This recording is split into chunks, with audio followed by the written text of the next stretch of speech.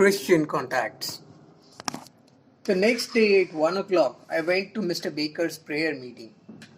I was introduced to Miss Harris, Miss Gabb, Mr. Coates, and others. Everyone kneeled down to pray, and I followed suit. The prayers were supplications to God for various things, according to each person's desires. Thus, the usual forms were for the day to be passed peacefully, or for God to open the doors of the heart. A prayer was now added to my welfare. Lord, show the path to the new brother who has come amongst us. Give him, Lord, the peace that thou hast given us. May the Lord Jesus, who has saved us, save him too. We ask all this in the name of Jesus. There was no singing of hymns or other music at these meetings. After the supplication for something special every day, we dispersed, each going to his lunch, that being the hour for it. The prayer did not take more than 5 minutes. The Misses Harris and Gabb were both elderly maiden ladies. Mr. Coates was a Quaker. The two ladies lived together, and they gave me a standing invitation to 4 o'clock tea at their house every Sunday. When we met on Sundays, I used to give Mr. Coates my religious diary for the week and discuss with him the books I had read and the impressions they had left on me. The ladies used to narrate their sweet experiences and talk about the peace they had found. Mr. Coates was a frank-hearted, staunch young man. We went out for walks together, and he also took me to other Christian friends. As we came closer to each other, he began to give me books of his own choice until my shelf was filled with them. He loaded me with books as it were. In pure faith, I consented to read all those books, and as I went on reading them, we discussed them. I read a number of such books in 1893. I do not remember the name of them, but they included the commentary of Dr. Parker of the City Temple, Pearson's Many Infallible Proofs, and Butler's Analogy. Parts of these were unintelligible to me. I liked some things in them where I did not like others. Many infallible proofs were proofs in support of the religion of the Bible, as the author understood it. The book had no effect on me. Parker's commentary was morally stimulating, but it could not be of any help to one who had no faith in the prevalent Christian beliefs.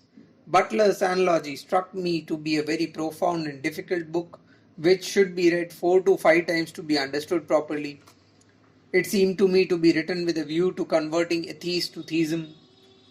The arguments advanced in it regarding the existence of God were unnecessary for me, as I had then passed the stage of unbelief, but the arguments in proof of Jesus being the only incarnation of God and mediator between God and man left me unmoved.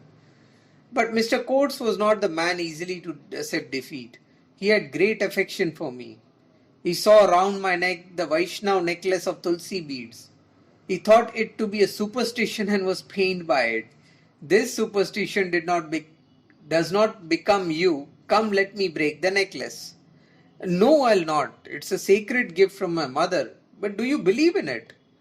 I do not know its mysterious significance. I do not think I should come to harm it if I do not wear it. But I cannot without sufficient reason give up a necklace that she put around my neck out of love and in the conviction that it would be conducive to my welfare. When with the passage of time it wears away and breaks on its own accord, I shall have no desire to get a new one, but this necklace cannot be broken. Mr. Coates could not appreciate my argument, as he had no regard for my religion. He was looking forward to delivering me from the bias of ignorance. Now he wanted me to convince me that no matter whether there was some truth in other religions, salvation was impossible for me unless I accepted Christianity, which represented the truth, and that my sins would not be washed away except by the intercession of Jesus, and that all good works were useless. Just as he introduced me to several books, he introduced me to several friends whom he regarded as staunch Christians, one of which introductions was to a family which belonged to the Plymouth Brethren, a Christian sect. Now, many of the contacts of which Mr. Coates was responsible were good. Most struck me as being God-fearing, but during my contact with this family, one of the Plymouth Brethren confronted me with an argument for which I was not prepared. You cannot understand the beauty of our religion. From what you say, it appears that you must be brooding over your own transgressions every moment of your life, always mending them and atoning for them. How can this ceaseless cycle of action bring you redemption? You have never, you can never have your peace. You admit that we are all sinners. Now look at the perfection of our belief.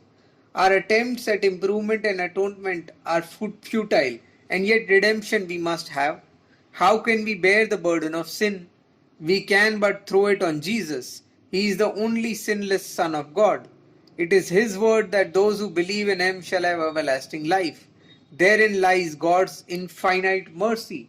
And as we believe in the atonement of Jesus, our own sins do not bind us. Sin we must. It is impossible to live in this world sinless, and therefore Jesus suffered and atoned for all the sins of mankind. Only he who accepts his great redemption can have eternal peace. Think what a life of restlessness is yours and what a promise of peace we have. The argument utterly failed to convince me. I humbly replied, if this be the Christianity acknowledged by all Christians, I cannot accept it. I do not seek redemption from the consequences of my sin. I seek to be redeemed from sin itself, or rather from the very thought of sin. Until I have attained that end, I shall be content to be restless. To which the Plymouth brother rejoined, I assure you your attempt is fruitless. Think again over what I said. And the brother proved as good as his word. He knowingly committed transgression and showed me that he was undisturbed by the thought of them. But I already knew before meeting with these friends that all Christians did not believe in such a theory of atonement. Mr. Coates himself walked in the fear of God. His heart was pure and he believed in the possibility of self-purification. The two ladies also shared this belief. Some of the books that came into my hands were full of devotion. So, although Mr. Coates was very much disturbed by this latest experience of mine, I was able to reassure him and tell him that the distorted belief of a Plymouth brother could not prejudice me against Christianity. My difficulties lay elsewhere. They were with regard to the Bible and its accepted interpretation.